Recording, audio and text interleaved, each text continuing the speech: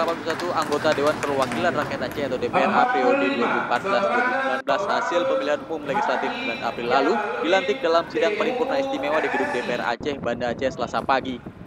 Pelantikan ini dihadiri Gubernur Aceh Zaini Abdullah, Wali Nanggro Aceh Malik Mahmud, unsur forum komunikasi pimpinan daerah, para bupati, wali kota se-Aceh, tokoh ulama, serta tokoh masyarakat Aceh. Pengambilan sumpah dipimpin Ketua Pengadilan Tinggi Banda Aceh, Khaidir SH. Usai pengambilan sumpah, Wali Nanggro Aceh Malik Mahmud dan tokoh ulama Aceh menyampaikan amanat pengukuhan dan melakukan prosesi pesiju atau tepung tawar yang merupakan adat Aceh. Pada pelantikan ini juga ditetapkan dua pimpinan sementara DPR Aceh, yakni Tengku Muharudin dari Partai Aceh dan Sulaiman Abda dari Partai Golkar.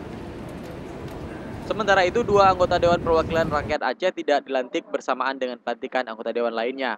Mereka tidak dilantik karena sedang menunaikan ibadah haji. Rencananya, mereka nantinya dilantik dalam sidang paripurna istimewa DPR Aceh usai kembali dari ibadah haji. Dari Banda Aceh, Ferdian Majeni, Raja Muda, melaporkan untuk Aceh Video.